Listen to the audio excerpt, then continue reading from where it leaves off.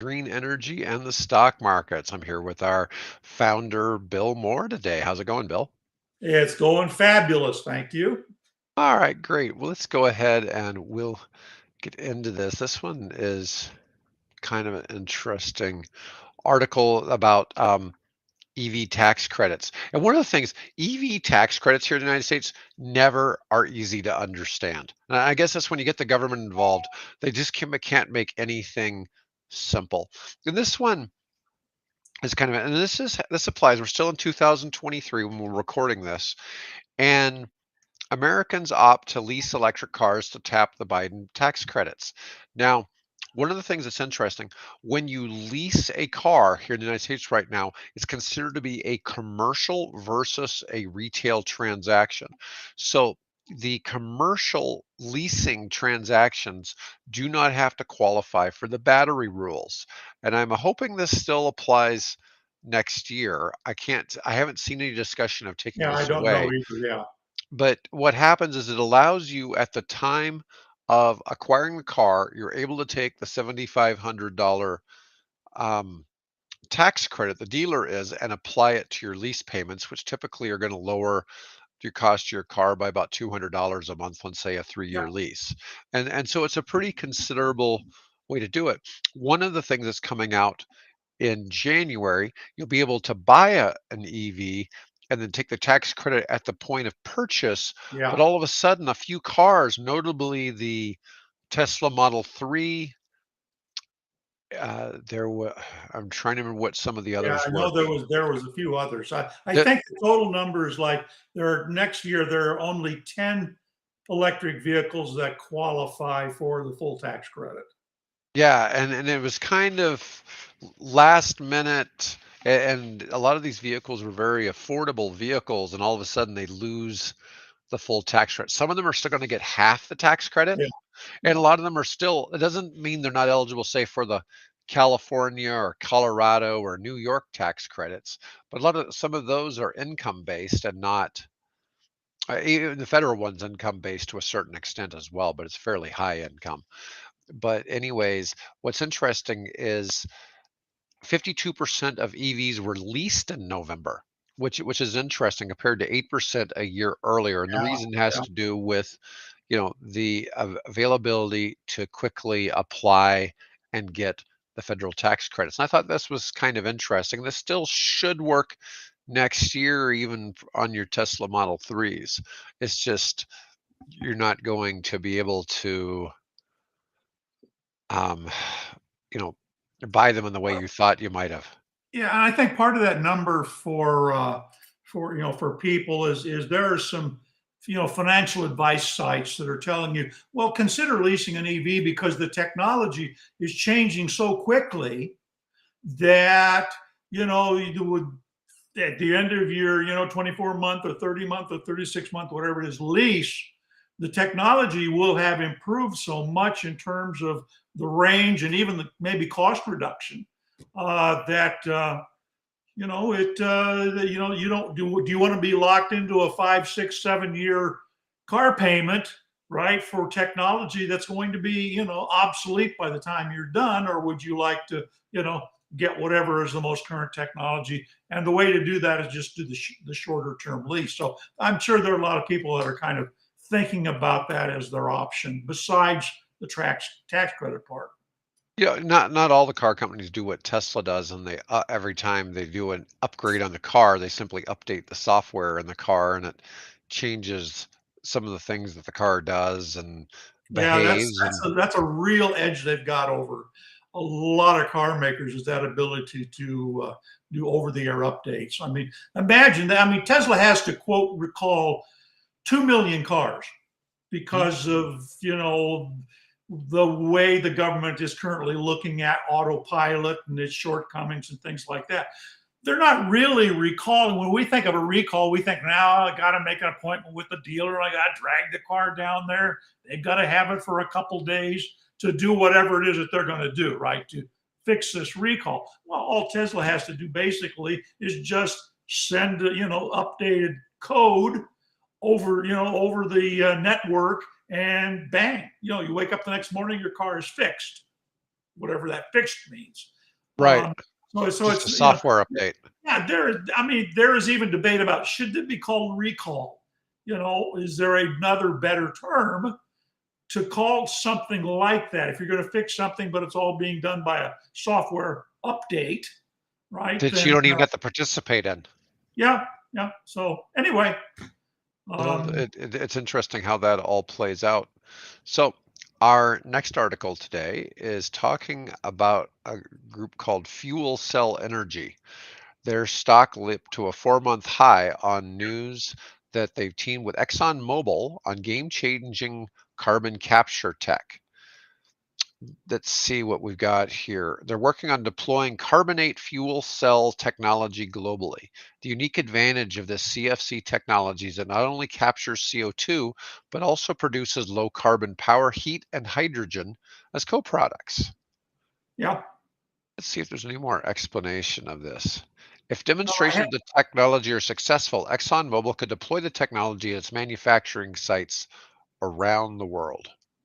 Yeah, it's I had to dig a little deeper than what that article had. Basically, what they have is what's called a molten carbonate fuel cell. So it's a fuel cell, unlike a PEM fuel cell, which operates at a much lower temperature. Carbonate fuel cell operates at about 600 degrees centigrade.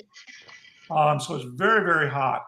So it essentially is doing what a PEMS fuel cell does, the kind you would normally see inside of a something like the Toyota Miura or Hyundai's fuel cell vehicle or a fuel cell truck.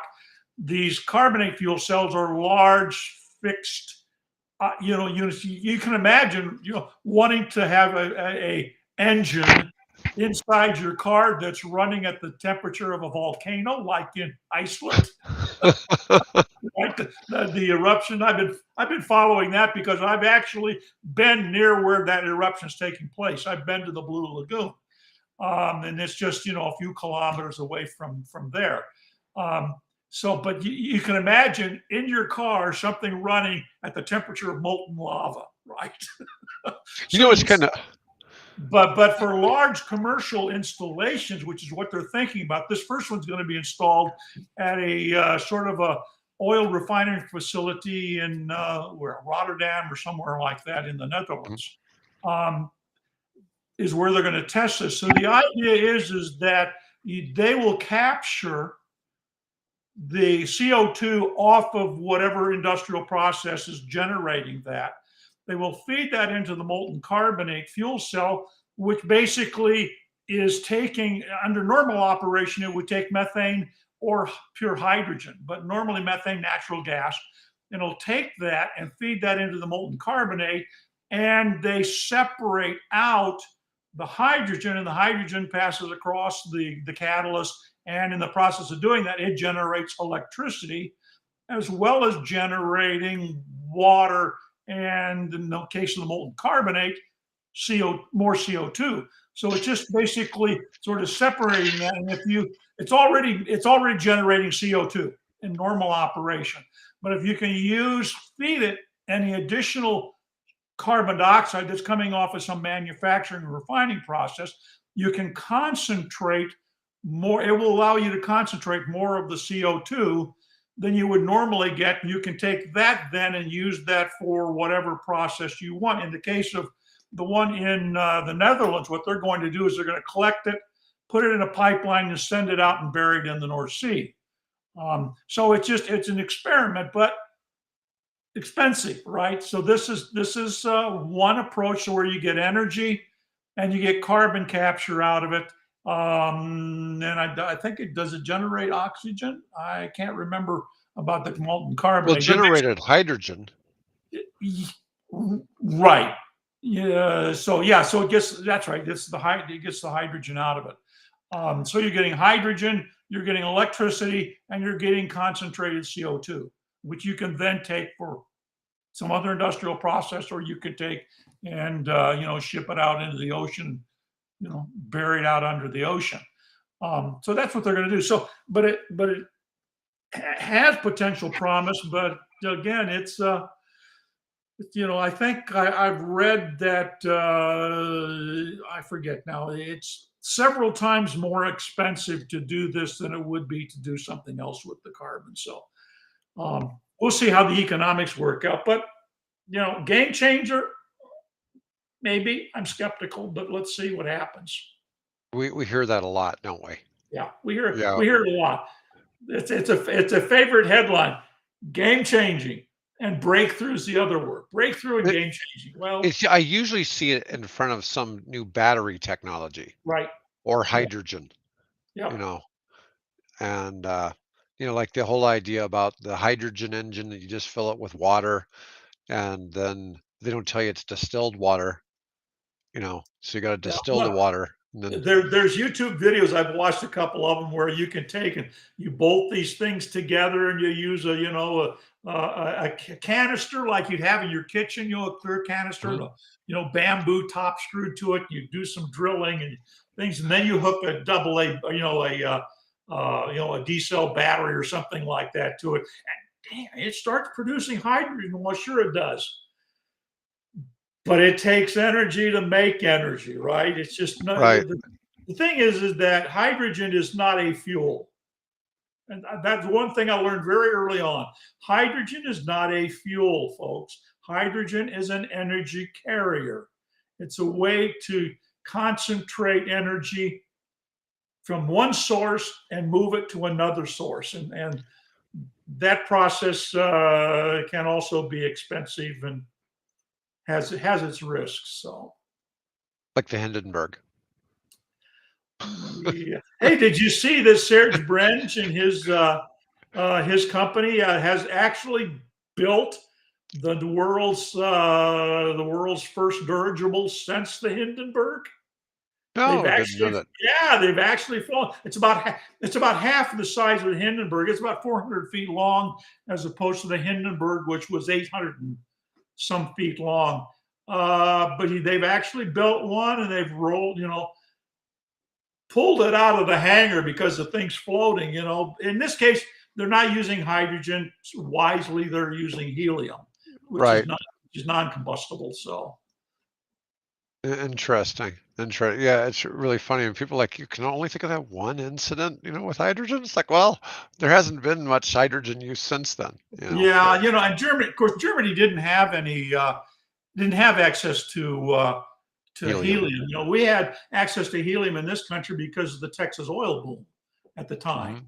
Hmm. And so we were able to pull all this hydrogen off of these oil wells we had in Texas and use that to, fill dirigibles. And we had what I think it was called the Akron.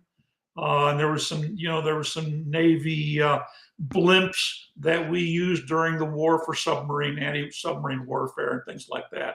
And in fact, even the blimps that we still see, flying around are all using helium rather than hydrogen.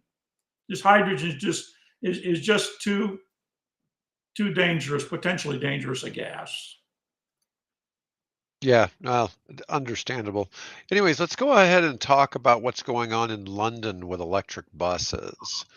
This is yeah. This is. I remember when they actually started to roll out some of the first buses. Some of the first buses over there were built by Mercedes. This Uh, one's made out of cake. This one looks like it's made out well, of yeah, cake. this was made out of cake to celebrate because Go Ahead London, which is a contracted bus operator for the City of London, for London Transport, has been operating. They hit their 10th anniversary of operating. These are BYD K9Es or something like that, Hmm. buses, and they have the single story buses, and they also have the double classic red double deckers.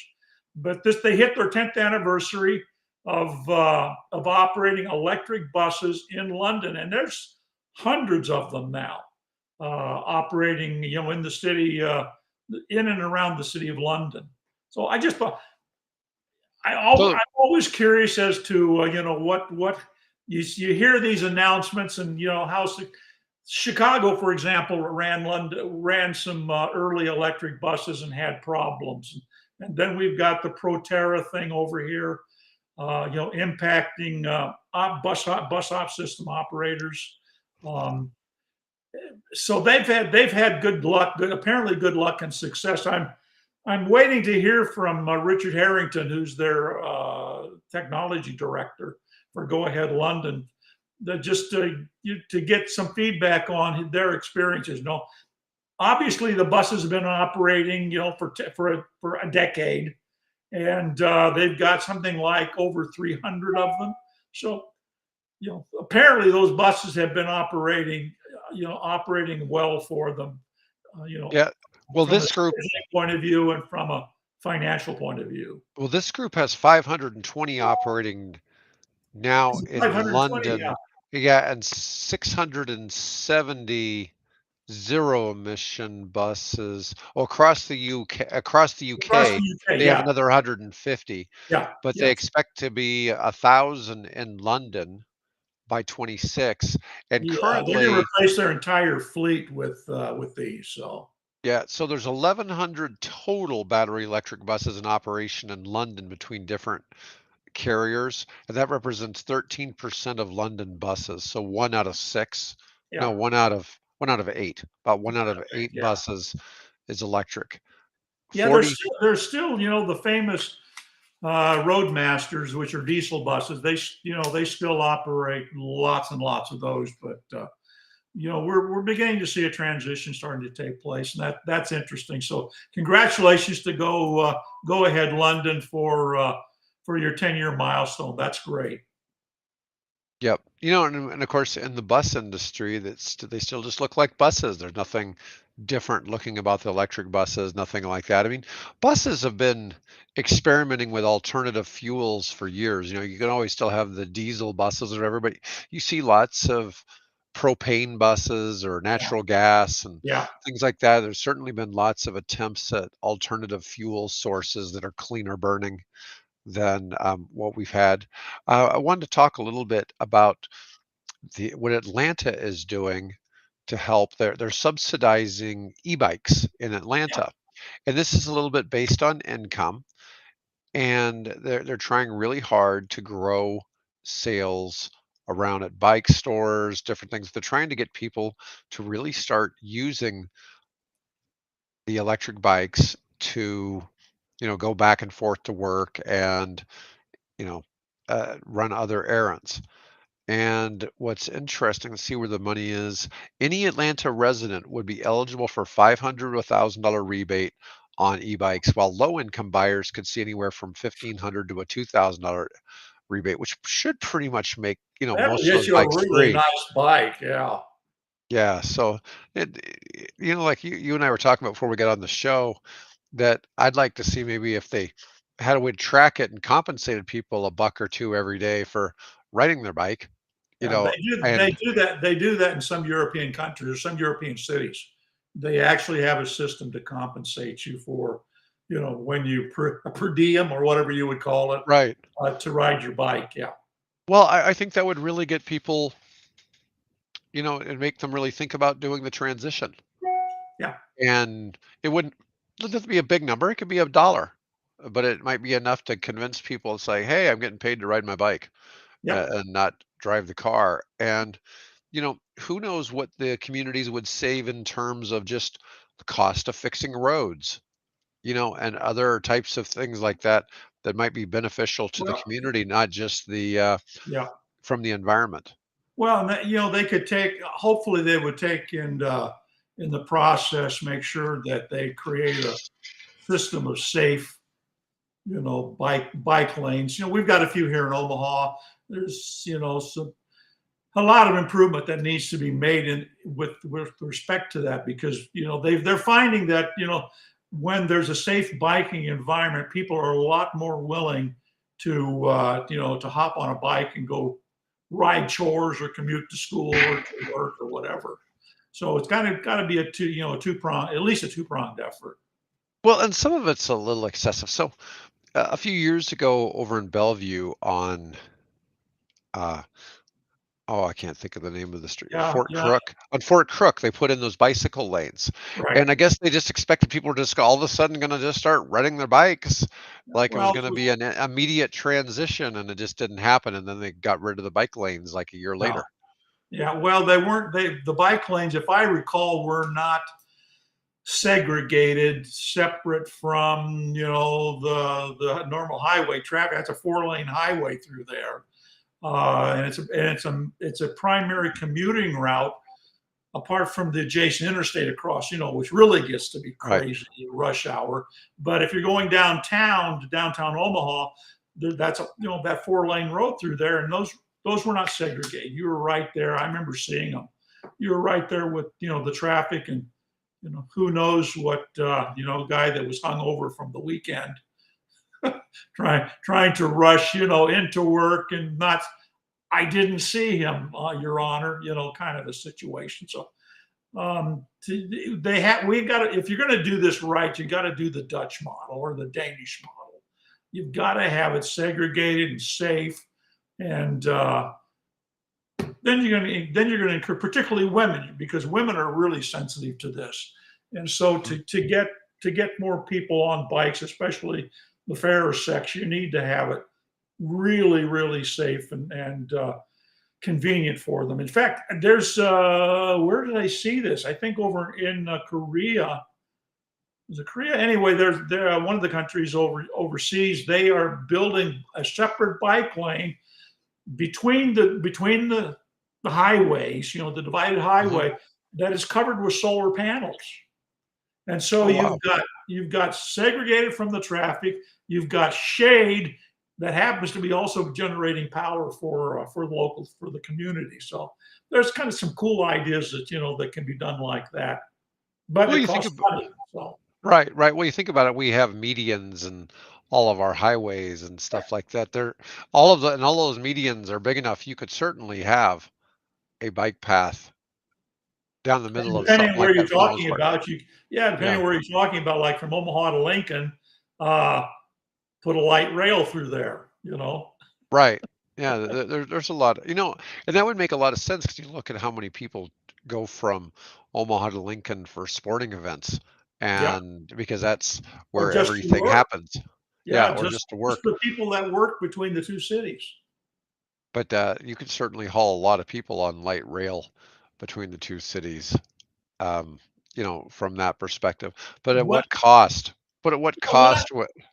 Yeah, when I started EV World 25 years ago, one of the things that intrigued me was a proposal for a light light rail system, and the thing had been engineered in such a way that the vehicles themselves, the train, if you want to call it that, was super affordable. It wasn't big, heavy sort of thing you would see if taking the L Street or the L in Chicago. And then the rail system was similarly modular and so on, so you didn't have to. You could lay it down a lot quicker and so on. And they built this. I think it was at the Alameda Naval Base was where they built sort of a short demonstrator thing, and it looked like promise. But again, it's like so many things that have promise. It didn't go anywhere then. But back then I thought, oh, that would be cool to put something like that between Omaha and Lincoln, Right. and we'd reduce some of the traffic, the congestion on that road. But you know, we'd rather take 4 lanes and expand to 6 and expand to 8 and Right. No, I get that. And it's really not that crazy busy of a corridor by any stretch. yeah, I used to drive a fair amount between, say, Memphis and Nashville, and it's only mm, 2 lanes on each side for half of that distance. yeah, And man, what a crazy busy highway, and just yeah, loaded with 18 wheelers. Like every oh other yeah, vehicle would be a tractor trailer there. yeah. Whereas I-80 has 18 wheelers, but it's not the same. You don't You're, get the same kind of traffic on 80 you're you you're do on picking up 40 all that commercial traffic out of the Carolinas and across Tennessee, to Texas then and into all the way Arkansas. to the West Coast. I know that road. I've driven it.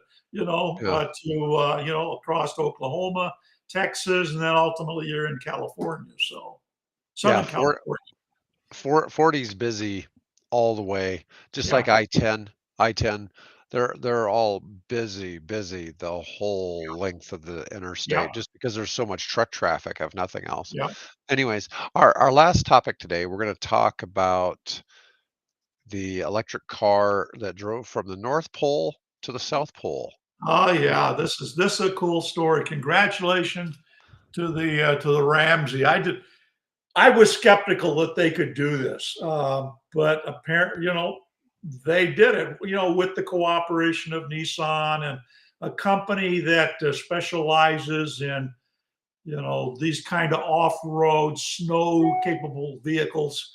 But they drove this thing. They started at the magnetic North Pole, which is basically up in northern Canada, and then they drove it.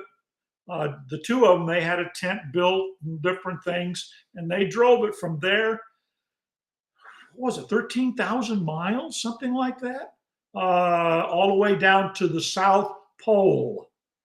Now, of course, two legs of that had to be by boat because you can't cross Panama. There's Darien.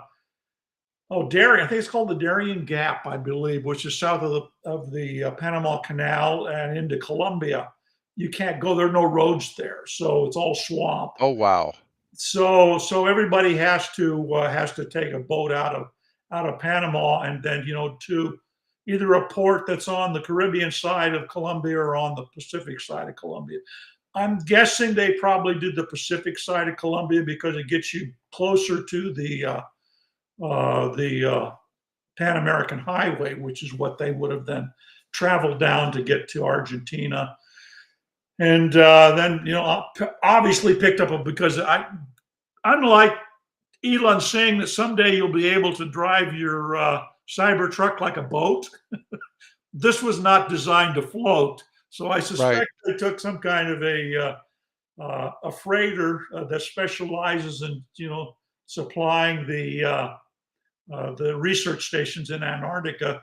Probably took them down there and they offloaded it, and then from there they drove across the snow to the South Pole, which is a remarkable feat. And the thing that they stressed is this car, depending on temperature and where they are and the conditions, only has a maximum range of just a little over 200 miles on a charge.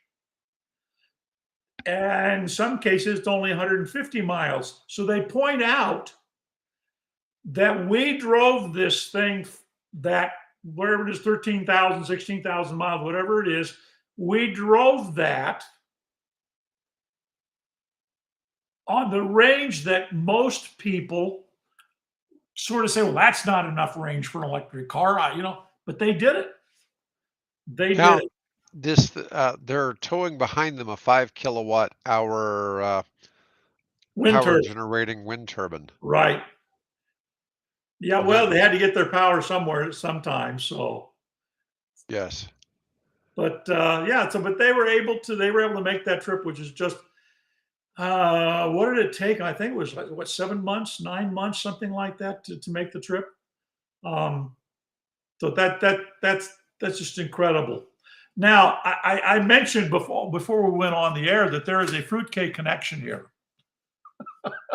Oh, God. This morning I watched a video. There's a cook, sort of a cooking show that I like to watch called Tasting History, and he takes old recipes from cookbooks that date back to the Renaissance and the Middle Ages, and he bakes these things. And so what we talked about today was fruitcake, which happens to be one of my specialties, actually.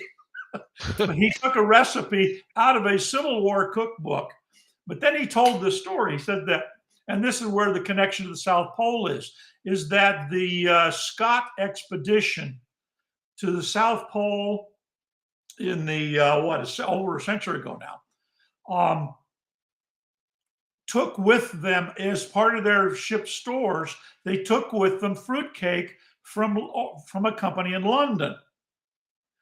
And they get that because of very high, it's sugar and flour and eggs, butter and fruit. And so this is sort of the what is it? Um, oh, come on, the ship's biscuits, right? It's sort of like the ship's biscuits of 200 years earlier. So they took the fruitcake with them. But apparently, when they set off on their sleds and things across to reach the North Pole or reach the South Pole, they forgot the fruitcake. And so the expedition, they made it to the South Pole, but on the way back, they all died of starvation and exposure.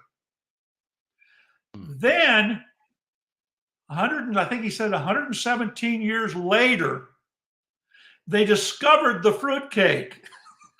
Oh, wow. And it was in better condition than the tin box it had been stored in. So if they had taken the fruitcake with them, the mission would have been a success. But they forgot the fruitcake, and because of that, But that was the connection. I thought, oh, that's kind of interesting connection to this story of the Ramses, going to the South Pole and successfully making it back, even if they they did had take the fruitcake. a wind turbine. So they did take the fruitcake with them. Well, no, I don't know if the Ramses had fruitcake. Oh, but okay. Yeah, the Scott expedition had it, but they forgot to take it. So, okay. Since Christmas is kind of the season of fruitcakes, I thought that was an interesting story. Yeah, no, it is. It is. Totally nothing to do with EVs, of course. Yes, but it is kind of crazy to think that it's like, well, what can we do that nobody else has done? Let's drive from the North Pole to the South Pole. Right. Oh, sure. Let's just go do that. That sounds like a fun trip. Right. Yeah, I can only imagine. Just that's a lot. Are we there yet? Are we there yet? Well, that is one they deserve to give lectures on how a husband and wife could take on 10 months in a car. An adventure like that and not go stir crazy and divorce each other when it was all over. So I want to know how much she drove. Well, we should get in touch with them and ask them. I guess we could do that. I bet they shared it. I bet they shared it. I'm sure they did a lot. Anyways, well, that's all we got for today, Bill. So good show today. It's been fun. Great. Go ahead and end it, everybody. Thanks for listening.